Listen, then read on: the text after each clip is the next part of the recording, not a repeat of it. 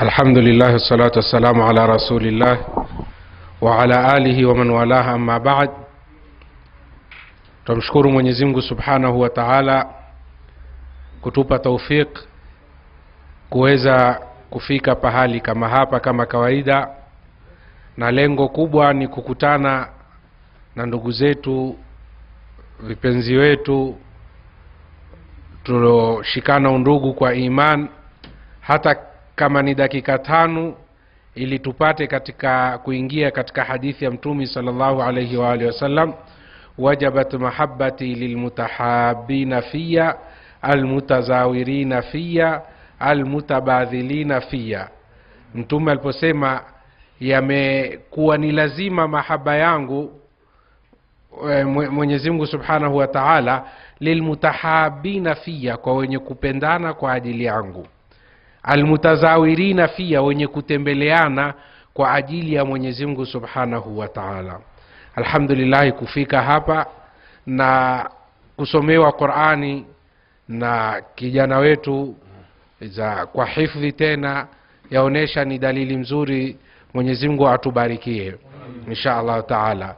Leo tuko katika siku kubwa, tarehe 11 Ramadhan, ndio tarehe aliyokufa Sayyidatuna Khadijatul Kubra radhiyallahu ta'ala anha. Sayyidatuna Khadija alikuwa na tarehe kubwa katika kuitetea dini. Alikuwa ni mwanamke, lakini si mwanamke wa kawaida. Ni mwanamke ambaye kwamba kazi yake aloifanya katika dini ilikuwa ni kazi daraja ya mwisho. Mpaka ule mwaka alipokufa Sayyidatuna Khadija, mwaka ule uliitwa Amul Huzni, mwaka wa huzni. Hakuonekana Mtume sallallahu alayhi wa sallam kuhuzunika kama mwaka ule ambao kwamba aliondoka duniani Sayyidatuna Khadija pamoja na ammi yake Mtume Abi Talib.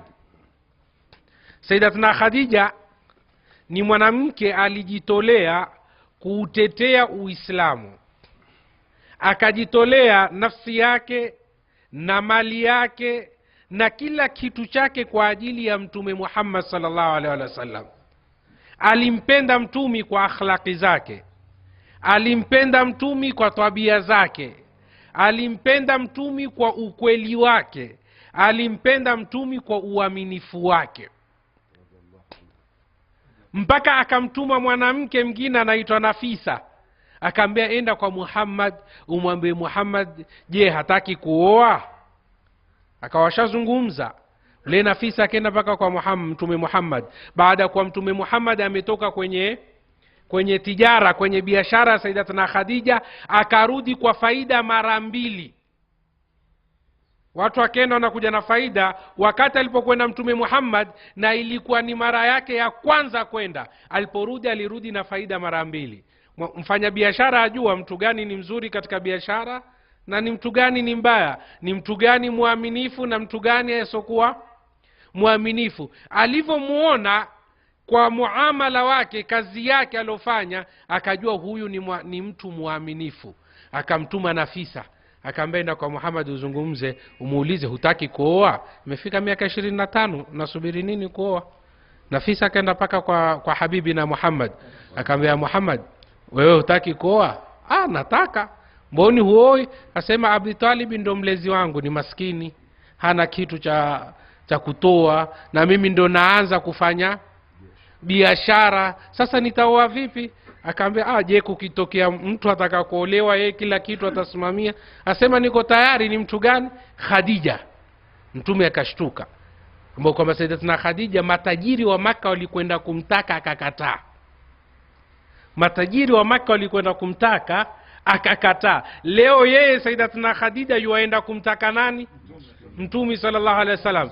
Amwambia Khadija atanikubali mimi maskini, yatimu Abi Talib, mimi yatima wa Abi Talib, na Sayyidatuna Khadija ni katika watu wa bilionio, atanikubali nini?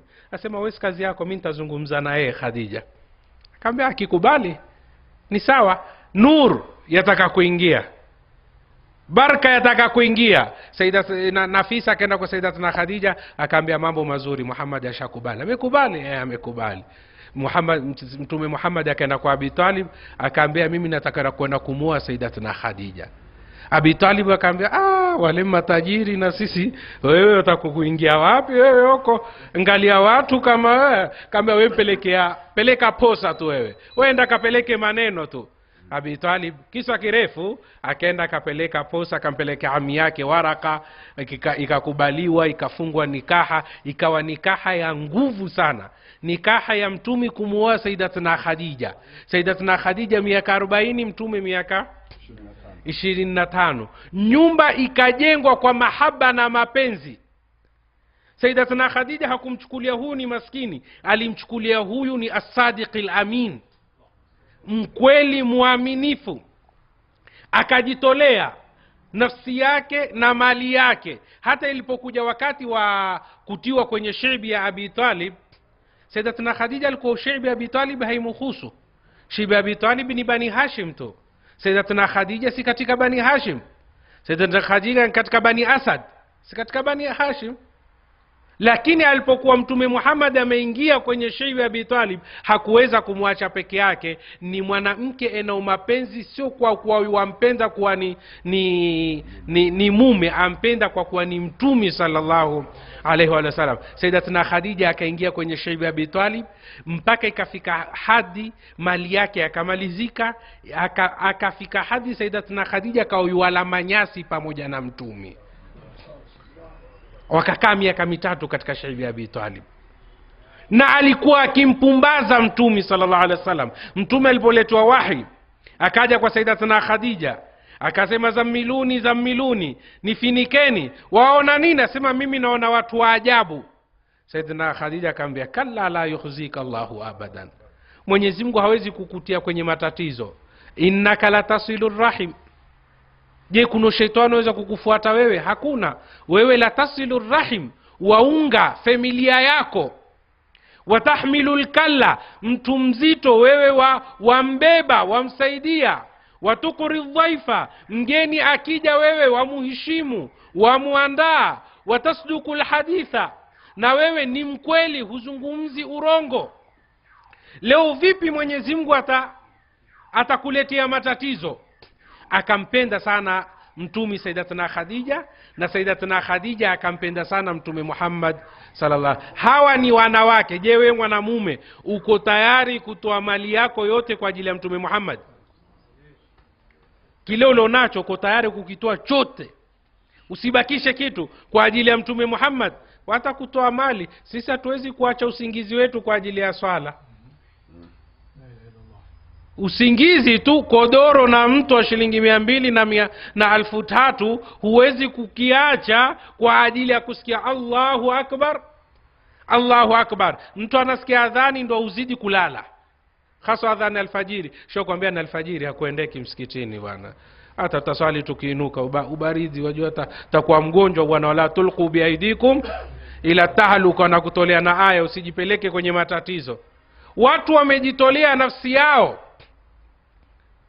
watu wamejitolea nafsi yao. Mtume sallallahu alaihi wa sallam baada ya Sayyidatuna Khadija kutoka kwenye shibi ya Abi Talib, alikuwa Sayyidatuna Khadija amekonda, amekuwa dhaifu, amekuwa mgonjwa. Na ni lazima mtu ameinukia katika utajiri kisha leo aje chakula chake iwe ni matunda tu ya msituni, ni nyasi tu, ikawa hata kukaa hawezi. Lakini Mtume akitoka ndo yeye hulala. Sayyidatuna Khadija, Mtume akiingia huambia watoto wake, niinueni munikalishe, sitaki Muhammad anione kama mimi ni mgonjwa. Muhammad akiniona kwa mimi ni mgonjwa, na yeye atakuwa mgonjwa, na mimi nataka radhi yake, nataka anione mimi ni mzima, niko sawa. Na Mtume akiingia, yeye mwenyewe yuwainuka kwenda kumuandaa Mtume, kumpelekea chakula. Ndio Mwenyezi Mungu alipoona hali kama ile akamtuma Jibril, akaja kwa Mtume sallallahu alayhi wa alihi wasallam. Mtume Jibril akamwambia Mtume, hadhihi Khadijatu, huyu Khadija yuwaja kwako wewe, wa maaha inaun fihi taamun au sharabun au idamun, amechukua chombo kina chakula, lakini mgonjwa, lakini amuinukia kumtumikia Mtume sallallahu alayhi wa alihi wasallam, akaambia yuwaja na chombo cha chakula, pindi akija kwako mpe salamu, faqra alaiha salam min rabbiha wa minni. Sayyidatuna Khadija yuwaja, akija akifika mpe salamu, mwambie Mwenyezi Mungu amsalimia na mimi namsalimia. Jibril naye akapatiliza akaweka salamu zake. Manake ashangaa ni binadamu gani yuko duniani salamu yake atoka kwa nani? Kwa Mwenyezi Mungu. Huu ni binadamu atembea katika duniani, ni mwanamke Khadija bintu Khuwailid, leo salamu yatoka kwa Mwenyezi Mungu yaja kwa, lakini ni kazi aloifanya kwa ajili ya Mtume sallallahu alaihi wasallam. Kisha akaambia wabashirha bibaitin fil jannati min qasab la sakhaba fihi wala nasab. Umpe bishara huyo yuwaja, kwanza mwambie assalamu alayki min rabbiki, Mwenyezi Mungu akupa salamu. Salamu ni amani, mtu amepatiwa amani na Mwenyezi Mungu ena hofu tena. Wabashirha bibaitin fil jannati, na umpe bishara kwa Mwenyezi Mungu amwambia kuno nyumba amemuandalia peponi, min qasab, kutokana na dhahabu iliyotengenezwa mapambo mazuri. Dhahabul mujawwaf, dhahabu ambayo kwamba inaondani, iliyotengenezwa. Nyumba Sayyidatuna Khadija ndogo, lakini hakuna nyumba mzuri kama hiyo. Watu wote wataitamani watakao wanaiangalia nyumba hiyo. Kwa nini apate nyumba mzuri? Kwa ajili aliacha nyumba mzuri kwa ajili ya Mtume. Kesho siku ya kiyama analipwa kwa nyumba mzuri. Watu watakuwa na majumba ya ghorofa, lakini wanohamu waipate nyumba Sayyidatuna Khadija. Tena la sahaba fiha wala nasab, haina mayoe. Nyumba atakayokuwa Sayyidatuna Khadija ilikuwa haina mayoe. Kwa nini apate nyumba haina mayoe? Kwa ajili alistahimili mayoe ya Abu Lahabi. Abu Lahabi alikuwa ni jirani na Sayyidatuna Khadija, kila siku akimfanyia fujo Mtume. Wala Sayyidatuna Khadija hakukasirika, akamwambia Muhammad, kila siku mayoe hapa, mimi sitoweza mayoe hapa. Alistahimili mayoe, akapatiwa nyumba ambayo kwamba ina utulivu, ina raha. Na lazima iwe na raha tosha kwa yuko na Mtume sallallahu alaihi wasallam. Kuna raha kwa yuko na Mtume sallallahu alaihi wasallam. La nasaba fihi wala la sakhaba fihi wala nasab, haina mayoe wala haina dhiki ndani yake, nyumba ya raha. Leo ndo siku alokufa Sayyidatuna Khadija. Mtume sallallahu alaihi wasallam alimpenda sana Sayyidatuna Khadija, na katika jumla ya kumpenda Sayyidatuna Khadija hakuoa mpaka alipokufa Sayyidatuna Khadija.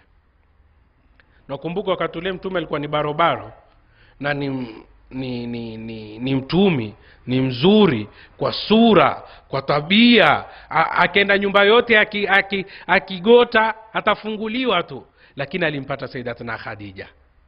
Pamoja na kuwa Sayyidatuna Khadija ni mzee, lakini hakuoa kwa ajili alikuwa hataki kumuudhi Sayyidatuna Khadija, kama alivyokuwa Sayyidatuna Khadija hataki kumuudhi nani? Mtume sallallahu alaihi wasallam. Mtume hakuoa mpaka alipokufa Sayyidatuna Khadija. Alipokufa Sayyidatuna Khadija ndo Mtume tena akaoa mpaka ikafika wake 11 na kuendea mbele. Lakini alipokufa Sayyidatuna Khadija, Mtume akawa akasikitika sana, na akawa kila siku anamtaja Sayyidatuna Khadija. Khadija, Khadija, Khadija, Khadija, Khadija, Khadija, Khadija, akamtaja Khadija mpaka wanawake zake wale, we Muhammad, wewe kila siku mtaja Khadija tu wewe. Sayyidatuna Aisha sema maghirtu ala ahadin maghirtu ala Khadija, mimi sikuona wivu kwa mtu kama nilivyomuonea wivu Sayyidatuna Khadija. Na mimi sikumuona Sayyidatuna Khadija, amemuonea wivu mtu asiyemuona mke mwenza, lakini hawakuwa pamoja. Alipoolewa Sayyidatuna Khadija kisha akasema nini? Likathrati dhikrihi iyaha, kwa kuwa Mtume alikuwa akimtaja sana. Kiingia nyumbani Sayyidatuna Khadija, akitoka Sayyidatuna Khadija. Wa rubbama dhabaha dhabaiha fayuhdiha ila asdiqai Khadija, pengine huchinja mbuzi, akasema hii mbuzi na waganyia wale marafiki zake Sayyidatuna Khadija. Kuna siku Mtume akachinja tu, baada ya kuchinja. Haya hadithi sahihi iko katika sahihi, akachukulia hii nyama mpelekee yule alikuwa rafiki yake Sayyidatuna Khadija, mpelekee yule alikuwa Sayyidatuna Khadija, mpelekee yule alikuwa hivi Sayyidatuna Khadija. Sayyidatuna Aisha akasema mpaka siku moja nikamwambia Rasulullah, wewe umekaa umtaja mwanamke ashakufa kitambo, sisi tuko na wewe, mida ututaje wewe, ututaje sisi, wewe wamtaja yeye. Mtume sallallahu alayhi wa sallam akasema inna Allaha kad razaqani hubbaha, Mwenyezi Mungu ameniruzuku mimi kumpenda. Yale mahaba Sayyidatuna Khadija yako ndani ya moyo wangu, hayawezi kutoka. Amanat bi idh kafara bi an-nas, aliniamini mimi wakati wa watu wote wamenipinga, watu wote wanipiga vita, yeye ndo alojitokeza akanini, akaniamini. Wasaddaqatni hina kadhabani an-nas, na yeye ndo alinisadiki mimi wakati wa watu wamenifanya mimi ni mrongo. Wawasatni bimaliha, na yeye akanipatia mali yake wakati watu wamenikosesha mali yao. Warazakani Allahu minha waladan idh haramani auladan nisai, na Mwenyezi Mungu kwake yeye amenipa watoto, nyinyi mmekataa kunipa watoto. Kwa hivyo mimi lazima nimpende Sayyidatuna Khadija. Hatuko kueleza tarehe ya Sayyidatuna Khadija, ni ndefu. Tunataka tuelewe huyu ni mwanamke alijitolea kumtumikia mtumi namna hii, ikaja bishara kwake mzuri namna hii. Tujiulize mimi na wewe, tushajitolea kumtumikia mtumi? Ala aqali wampenda mtumi, wafanya sunna za mtumi.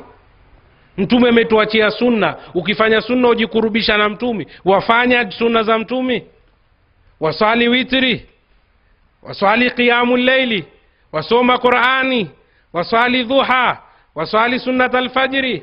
Wafanya ile mambo aliyokuwa ataka mtumi sallallahu alaihi wasallam. Nguo zako unazozivaa ni zile ambazo kwamba alikuwa akitaka mtumi. Nyumbani kwako mwaishi kwa namna atakao mtumi.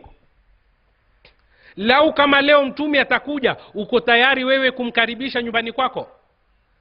Au mpaka uende kumwambia mke wako ondosha hiki, ondosha hiki, ondosha hiki, weka kando hiki? Ukiwa utafanya hivyo, bado nyumba yako haijawa tayari kumpokea mtumi sallallahu alaihi wasallam. Na mtumi yuko na sisi. Wa'lamu anna fikum Rasulullah, mtumi uko na sisi. Ikiwa wanawake wamefika daraja kama hii, ni mimi na wewe sasa tujitolee tumpende mtumi sallallahu alaihi wasallam kama alivyojitolea. Tena tumpende kwa mali yetu, tumpende kwa nafsi yetu, tuweko tayari kukosa dunia kwa ajili ya mtumi. Ndo watu walikuwa wakisema bi abi anta wa ummi ya Rasulullah.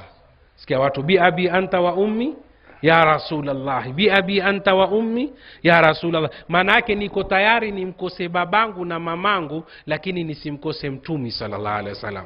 Leo kama itakuja khiari babako na mamako wamalizike, abakie mtumi, uko tayari mtumi abakie na babako na mamako afanye nini? Wamalizike. Mwenyezi Mungu atupe baraka zao, Mwenyezi Mungu atukubalie saumu zao, Mwenyezi Mungu atupe mahaba ya kumpenda mtumi sallallahu alaihi wasallam na kupenda watu wa nyumbani kwake. Mwenyezi Mungu atuwezeshe kumfuata mtumi sallallahu alaihi wasallam.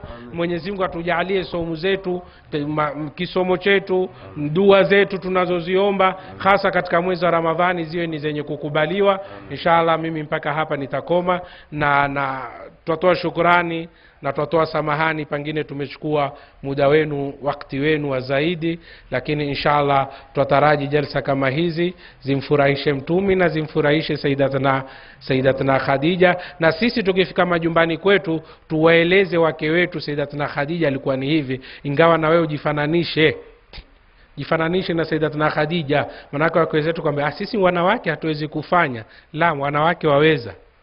Tena wanawake ndio waweza kabisa. Nitakoma. Wassalamu